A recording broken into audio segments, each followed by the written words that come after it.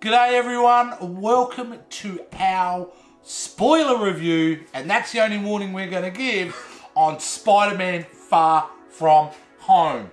Now, we are guys, this is obviously, I'm Jason, this is Rick. Hey guys. This is Josh, and we saw this movie 2 days ago actually. Yep. And normally our tradition was we would go to the movies and then come straight back to the studio and film our initial thoughts. But, you know, this movie has a lot to offer, and I think it was probably worth waiting those couple of days to discuss. Soak it in a bit. Soak it in a bit. Just a little tidbit before we kind of go any further too. 2 years ago, almost I think to the day, was our first ever review, Marvel review, and it was for Spider-Man. Spider-Man. Well. There you go. So there you go. So here we are 2 years later talking about the sequel.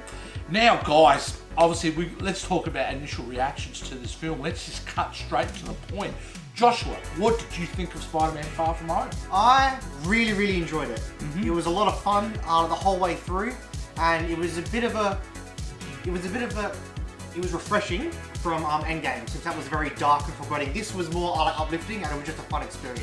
Right. I really enjoyed it. Fantastic. Rick? Loved it. Absolutely love this. From as soon as this started, I just thought the pace of this movie was phenomenal. I loved this movie. Yeah, look, I've got to agree, both these guys. It did feel like a cool, you know, lemonade on a hot summer's day. It was just really super refreshing, you know. In many ways, this film, and which is a great Spider-Man film, is an epilogue to the Infinity Saga, pretty much. You know, this is that last little bit. It was the what is the world like after the events of Endgame? And we get to see that in this film. So let's get crack-a-lacking straight into it. And and basically, where do we find Peter Parker at the beginning of this film, Rick? At school. At school? Well, we find him literally in a place. What I was trying to get you to say, I was like strength. No, what I was referring to is more as a person. Oh, the state of where he was. You know. Okay, so okay, I see where you're at now. Okay, so basically what I'm like physically. He's lost his mentor. Well, he's lost Tony Stark. He's really lost as a human being too. He doesn't know his place. He looks very stressed. Yes. You would say, Josh. Anxious. A lot of anxiety, or even post-traumatic stress disorder. I'd say that as well. From the events of Endgame. So it's an interesting place to find him, and you know, it's basically this film for the first half an hour. It's a lot of setup. Don't you reckon? Yeah, I think the whole first act is pretty much just setup. It is. I mean, it takes a while to get to. I mean, I feel like we get to Europe quickly, but I think that's about 25 minutes in by the time we get to Europe, isn't it? No, it's quicker than that. Well, It's pretty much it's quicker than that. You reckon? Yeah. Because we have him, we see him at high school, then he's got that event at the night. The shelter. The shelter where he freaks out a bit. So I did feel like maybe that's the only negative, one of the only negatives about this film. The first part of it did seem to take a while to get to. It was a bit slow. I don't know. I liked it. I thought the pace of it was really good, because the way I saw it was Spidey had always something to do. You know what I mean? Like, he was pulled one way, he was doing an event, or then he had to go off and do the Avengers, or then he had something to do with MJ. So he was always doing something, and he was always, and I just liked the pace of it. You enjoy that? Good. Yeah. I mean, if you like that pace, how good is the pace, Josh? The moment they get to Europe. Because literally, there's a big action scene straight away. Yeah, they're in Europe, they're chilling, and then bam, Elemental comes out of nowhere. Elemental comes out of nowhere. Which we kind of missed an important bit here, guys, was the cold open for the film. Which I really like that cold open with them in Mexico. You see Nick Fury in that blood in Mexico. Yeah. He's fighting an Elemental. And I just love his intro. You guys don't want any part of this. Love that. You know? But yeah, we get to Europe. And what did you think of that scene? That's probably the first major action scene that we get in Spider-Man, is that first fight with the Elemental. Yeah, and that's the first time that you're introduced to Mysterio before this, when he's in Mexico. But not. After like a few seconds, this is the first time that you see him use his powers and see him Exactly. in full function. And what he's capable of doing. Yeah, absolutely. And that you're right. That is his real entrance at that point. It's him and showing his abilities, his glass, his fishbowl fishbowl. helmet. What was that? And I've got to say, on the comic page, Mysterio as a character, you think this is gonna look lame on screen. Because he looks cheesy as shit in the comic. He does, but you got to say, Actually, it's really well done. Like what they say, like in the trailer, where he looks like a mix between, what was it? Was it Thor and Iron Man? I think, and he's pretty much that. I like a molding of those two characters. He looks like that. I like apart from the fishbowl, but that's about it. But and obviously we're talking about Jake Gyllenhaal here, guys. Who, come on, he's a pretty damn fine actor. You know what? And I've got to It's say, fantastic. I reckon he really enjoyed it, and it showed in this movie. He really enjoyed playing this part. And you need a certain caliber actor to pull off what is and I'm so happy about this as Mysterio's character. He's portrayed like he's in the comic books. He's a goddamn con man. Yeah. It's all illusion. He's all illusions. It's all illusion. So they stayed very specific to the comic, but at the same time, what they really did well in their marketing was to convince us that he was going to be from the 616 universe. Yeah, exactly. They played a complete 180 on everyone and made us think that he's from out of the multiverse and everything. But no, he literally just made all that up just to have like a really convincing story for his character. And it fooled everyone. And you know what? When I saw in the trailer they were going to have a 616 universe, We spoke about it. I didn't know how I felt about it, and I'm so happy to know that it's all crap. Well, none of it's real. It's all part of the con. I think from the trailer, I think we knew that something was off because Mysterio has always been a villain. From get-go, he's always been causing shit. So I think hearing him say that he's from a different dimension, I think it made us very skeptical. Because we're like, I don't know, man. Well, here's the other thing. We've watched thousands of movies and we're into this shit. But if you imagine like an audience, casual audience, people they must have loved it. No, but when you looked at the trailer, it looks like, Mysterio is teaming up with Spidey. So he's the good guy. He's going to be like another father figure for Peter. He's going to be another Iron Man. Exactly right. So I love the fact that him, and you know where the surprise comes? The surprise for us probably wasn't his turn to be the villain. It was the fact of the support team around him with Tony Stark's jaded ex-employees. That's brilliant. Their motivation for doing what they were doing, which was fantastic. And talk about connective tissue. You've got that scientist that was in Iron Man 1 was being yelled at by... He was trying to recreate the Arc Reactor. But he couldn't do it. He honestly couldn't do it. Obadiah Stane freaking out on him. And then he's a character in this movie. Which is crazy, which I absolutely love. And then also, I like the... technology. Buff in Civil from War. Civil War. That was in Civil War. And that was Quentin Beck. Who's Mysterio's design. And then he's annoyed because Tony Stark, I called it Buff pretty much, and stole it from him. And again, connective tissue is absolutely fantastic. And you know what? The tech, even though it is a ridiculous concept to create these 3D holograms, to convince the world that there are these invasion, but it made sense in the film. It actually works really well. The idea of if hundreds of drones who shoot at things or do things that make it appear like there's water or there is an explosion so they could not, while projecting. So they could not only make the holograms, but also cause the damage at the same time. That really worked. And it made it really believable because if anyone's tech in the world who was going to be able to do that, it's Tony Stark. And just the people behind. And talking about those scenes, when they were doing those illusions, I just thought that the CGI was phenomenal. When they did that tripped out scene, I don't know, when... we'll talk about that. We'll talk about that. Amazing. But you were talking about the action scene. The next one, the other fight with the other elemental, I thought was an exceptional action scene. The one with the lava. He looked phenomenal. Awesome. And it was, the action scene in this, I reckon it's the best actions I've seen in a Spider-Man film yet. Would you count Civil War? Yes. Or Endgame? I count all of them. Okay. I reckon Spider-Man, the action scenes in this Spider-Man movie. Yeah. Actually, you can't count them. No, just out of the two, out of the two Spidey movies. And make it very clear, guys. Spider-Man Into the Spider-Verse does not count in this discussion because of a very specific rule that we don't compare live-action films with animation.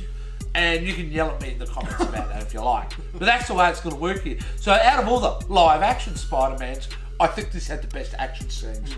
Especially with what Spider-Man could do. I think the last two fight scenes, if you compare the last two from Homecoming and Far From Home, I think this one was a lot more. It's insane. Yeah, it's more insane. It is pretty insane. Now let's lead to what you were just talking about. One of the great scenes of this film is the moment that Mysterio decides to use his illusion tech on Peter Parker. Okay. And what amazing. A tripped out scene. It was something straight out of Doctor Strange. Yeah. I honestly thought I was watching it for a second because it was that level of mindfullery. Yeah. It was insane. The only question I do have is how did he know so much personal about Peter, project those kind of personal images and fears that Peter had?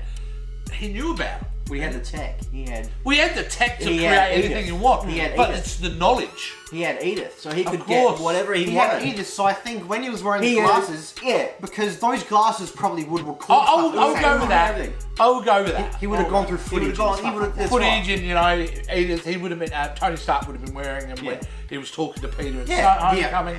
So I can see how that all kind of works, I suppose. But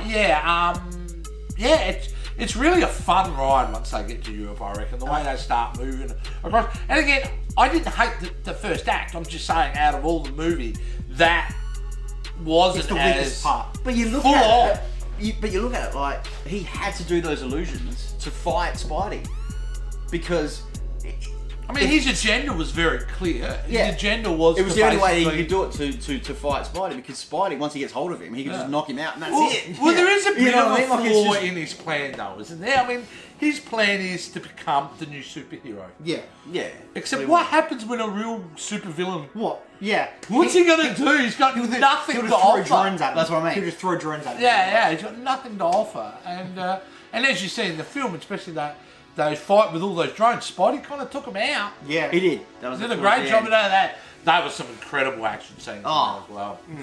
One of my other favourite elements of this movie, part of the pun, is the relationships in this movie. Yep.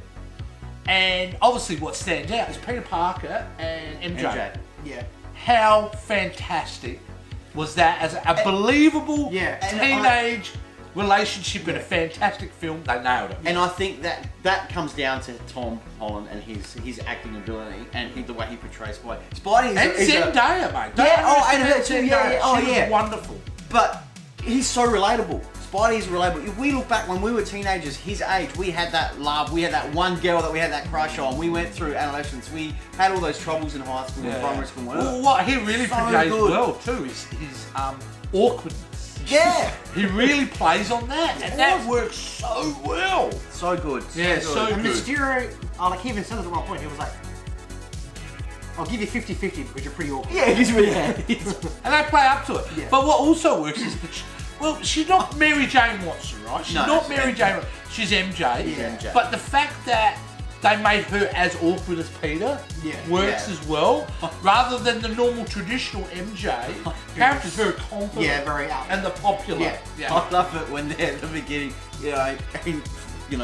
Peter's talking to Ned, and he's like, it's going to be like a boys' trip, solo and all that. And Ned gets his girlfriend on the plane, and has this relationship through the whole movie. Which I love that relationship too. Peter's trying to get with this MJ, and he's just like, he's hanging out with his girlfriend. It's awesome. But the relationship don't end there. The relationship between Spider-Man and Nick Fury, the relationship between Spider-Man and Mysterio was fantastic and happy, and happy. The love triangle. The love triangle.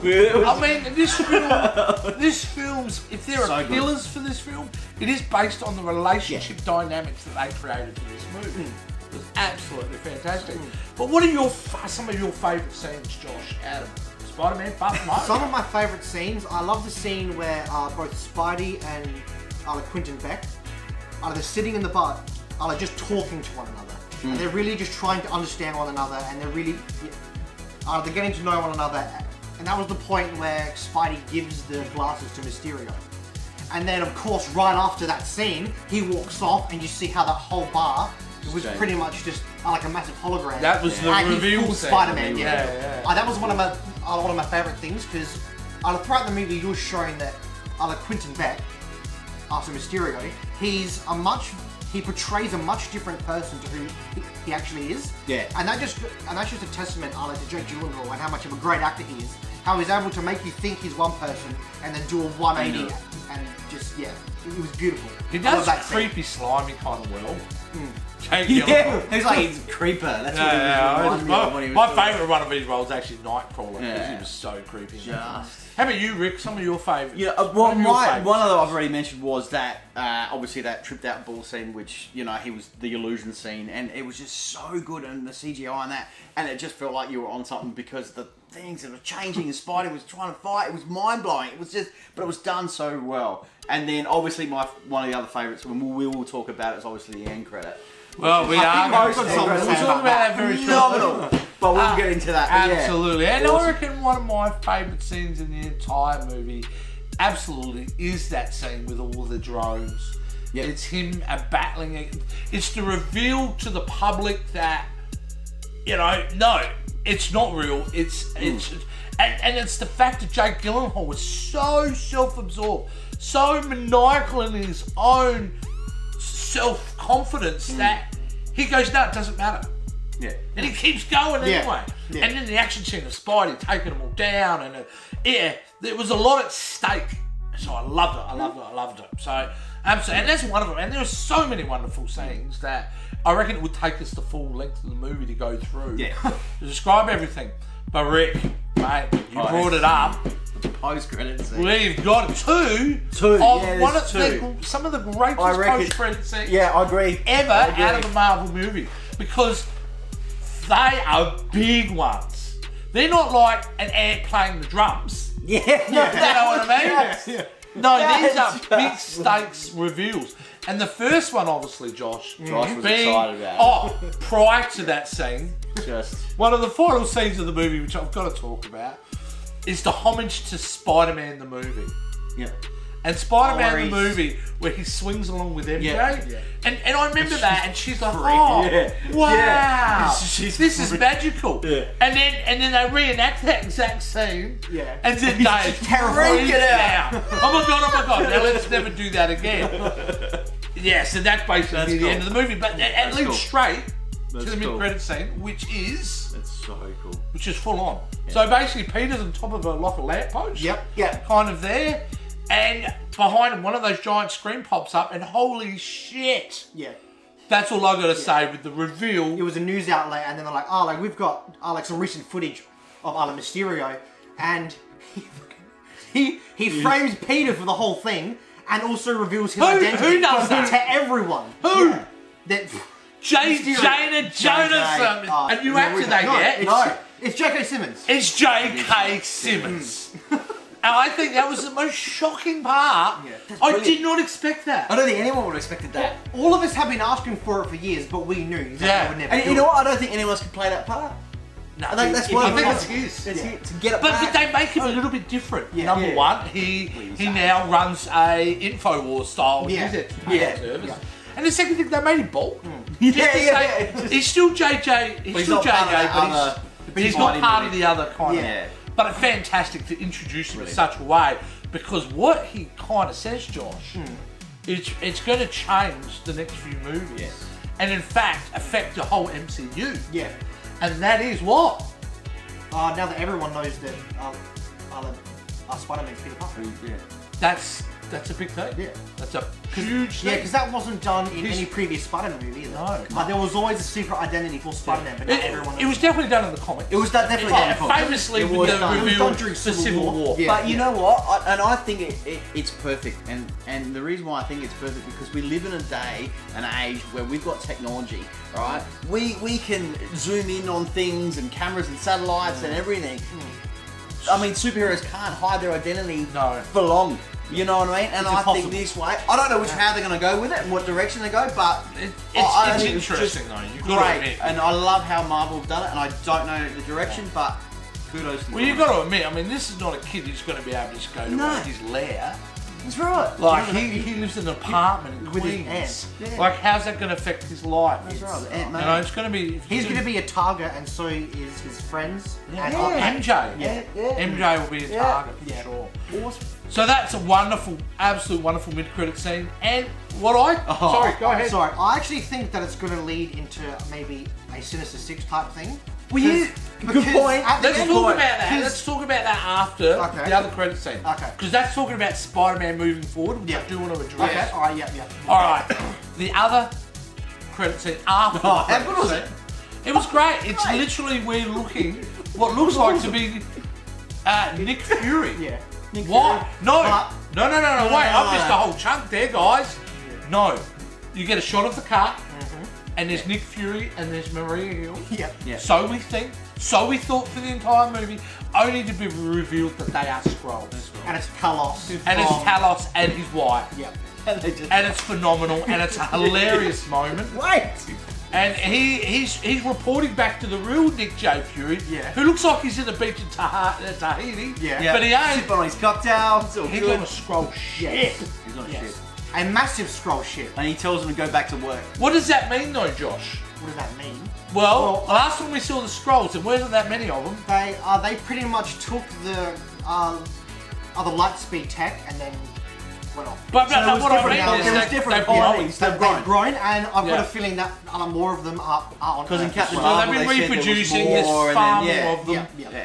But it's funny enough is what is Nick Fury doing on that ship? And I have a theory, a solid theory. Okay. Oh, solid theory. Solid theory here. So guys. hit it. It's only going one way. It makes absolute sense that Nick Fury, after all the events of Endgame and everything that he's been through, to set up a defense system in space to see what's coming at us. I think he's setting up S.W.O.R.D. So, because he can't do S.H.I.E.L.D. anymore, but what he can do is set up an organisation focusing on the defence of Earth from a cosmic point of view. And especially when the MCU is absolutely going cosmic. Yeah, that's actually a pretty solid theory, man. It's got to be. That's pretty good, man. That's got to be, right? Yeah. It's got to be. So, now let's talk about moving forward with Spider-Man. Rick, what happens next? Please tell me, Rick. I'd like to know. Mate, I'd like to know. I don't know which way they're going, but we were talking about with Sinister Six. And I think I have a theory. Look, I think if you look at it, and not just saying Spider-Man in the MCU, but you look at all the other previous Spider-Man movies, they've had all Sinister Six characters in those movies. They've just never been able to bring had them brought them together. So I mean, they've got to. I reckon they're going to. I think you're right, but I don't think that's Spider-Man 3. Who do you think the villain is? Spider-Man 3. Well, what's his name? He's still around. Who? Okay. What's his name? He's still around in Vulture. Vulture's still around. And he did have Scorpion. End credit. So you can see he's going to create something to come I back. think they'll team up though. I I reckon think they're it'll be going a to do Sinister it. Six where they'll get people together. Yeah. But what's the Scorpion most exists. important part of the Sinister Six if you're going to do it? Doc Ock. Who has to be brought back? Doc Ock. Has to. I brought back. What main character from the Marvel universe in general is so important to Spider-Man that as a villain he has to be in the next Goblin. film? Yes. Yeah. Norman Osborn Yeah. is a significant part of comic books with Marvel. I was gonna say Venom, but I was like, no. No. I think that's a Spider-Man 4. That might be Spider-Man make an appearance in a Venom sequel. Do you think it'll be Tom Hardy Spider-Man? I mean, Yes. Tom Hardy Venom. Yeah. Of course, because it's the same studio and that's what the intent's going to be. It's not So, It's not Topher's Venom. no, definitely Hopefully not. But Hopefully I not. do think we're going to see Norman Osborn, and I think you're going to see the Green Goblin because there's an opportunity to do him right. Yeah. There's an opportunity to do, dare I say, Not a Power Heath Ranger. Ledger version of the Goblin compared to a Jack Nicholson version of the Goblin. So William Dafoe with the Power Ranger mask is that version. I think we'll see a far more I know they could. demented look or, version of Norman Osborn. They'll make it work whatever way they'll do. They're gonna do it. But that's Well, is that what I think? Yes, what's going to happen? Do I think it's right for the Spider-Man universe? I do. I really think that's going to go. But you are right. Sinister Six. Sinister Six. I think the Vulture is still there, and then he's. That's right. He's still got the Tinker. He's still around. The Tinkerer. That's true. He's still around. They didn't kill him off. So there was a couple that they didn't kill off. Shocker will come back at some point. You know what I mean? Yeah. But this is part of the MCU universe, so not Sony's Spider-Man. So they can still introduce those characters into it. And remember, after Spider-Man 3, the current contract with Spider-Man and Marvel ends. Yeah. I think they'll probably continue it, there's no doubt, because it's so much fun to have in that space. Well, Sony would be, because look at what they've done. They've reinvented, in a way, and refreshed this franchise. So, look, Spider-Man Far From Home, if I'm going to list out where it sits in the list of all the Spider-Man films. 20-something. Just Spider-Man movies. Just Spider-Man live-action movies. Spider-Man live-action movies. I mean, clearly the worst one for me was Amazing Spider-Man 2. Oh, yeah. Was that the worst film, do you think, guys? That's the worst one for us. The second worst one, it has to be Spider-Man 3. Does it not be Spider-Man 3? Was that with... That's Jazz Hands Spider-Man. Oh, yeah. Okay, for me, I like Amazing Spider-Man 2 and then Spider-Man 3, simply because the only good part about Spider-Man 3 was Sandman. That was it. After that, I think it goes to Amazing Spider-Man. Because that was a high-hum movie for me. Yeah. Then you're kind of getting to Spider-Man the movie. Yeah. Which was, I've got to say, the first half an hour, 45 minutes is almost the perfect introduction to a character. But then you start moving into Spider-Man 2, which I absolutely love. Yeah. For me, Spider-Man 2 is the third best Spider-Man film I've ever seen. The third best. Okay, right. Which obviously leaves these two new Spider-Man movies. I would say Homecoming's number 2. And this one you know what? 2 days later, I stand strong in my opinion. This is the best Spider-Man movie I've ever seen. I enjoyed both. Yeah. But I think this was just slightly, just a little bit better for me. I just felt out of the two. Well, it's grading time, guys. Let's grade this movie. Alright? Traditionally, as we do with these Marvel retrospective reviews that we do. Rick, what do you give Spider-Man Far From Home? I'm going to give it a 9. Solid 9 out of 10. I like the pace of it. I enjoyed that movie. I loved how they set up everything from going from Endgame, and we just explained a lot of things. It was just... It was phenomenal. I loved it. I enjoyed it. It was a good experience. Fantastic. 9. Josh, what do you give Spider-Man Far From Home? I'm going to give this movie an 8.5.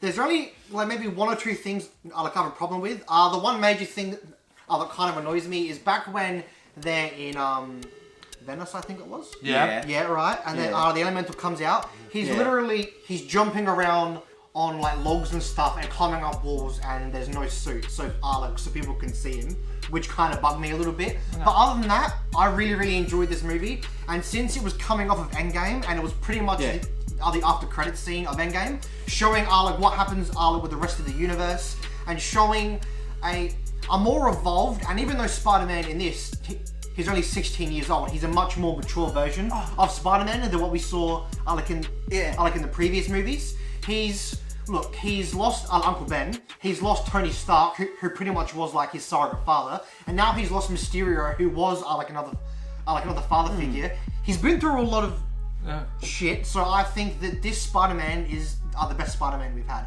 And the movie, it's probably 8.5, favorite one. Fantastic. What were you going to say? When you were talking about that, how you said that, he was like 16. You know the bit with the scene that you like, Josh, when you're in the bar? Yeah. And he's going, well, let's get a drink. And he's like, no, I'm underage, I'm 16. I just love that. I just thought, they've set the example for kids out there that, if you've got that age, I loved it. It was great. Absolutely wonderful. Well, a true test of a movie is how you feel for me when you walk out of this movie. And I found myself just smiling the entire time and felt so uplifted. If Avengers Endgame was a movie that was like, wow, that was something, I need a break, I need to sit down a bit. This film just excited me and I felt so happy with the experience. Look, it's a 9.5 for me. Wow, nice. I put this in the upper echelon of the Marvel movies. Yeah. This is up there with Winter Soldier for me. This is up there with Iron Man. This is up there with the first Avengers, and so forth, Civil War. I think they've done an absolute phenomenal job. Yeah. Tom Holland is incredible as Spider-Man. Best Peter Parker, best Spider-Man. He's the best Spider-Man we've had today. Oh, absolutely. As I said, it's my favourite Spider-Man movie, so of course 9.5 I'm going to give it. Guys, by now, some of you are getting in the cinema, you're seeing the movie, you might have been like us, you might have caught it right the first night when it came out, July 1 or July 2 in America, I think. Either way, if you've seen it, what did you think? Was it a movie that you enjoyed and loved? Did you have problems with it? And if you did, what are they? We want to know. And Rick, how does our audience tell us what they thought of Spider-Man Far From Home? Guys, all you need to do is give us a comment down below for the video. Also hit that like button, so give us a thumbs up. We'd really appreciate it. If you have subscribed to our channel, thank you so much for your support. Continue that going. If you haven't, just hit that subscribe button for us. We'd really appreciate it. Hit that notification bell and just follow us all on our social media sites. Easy and simple as that, guys. Excellent. Well, thank you, Rick. Thanks, Jace. Thank you, Josh. Thanks, Josh. Thank you, guys. Thanks, We'll see you next time. See ya.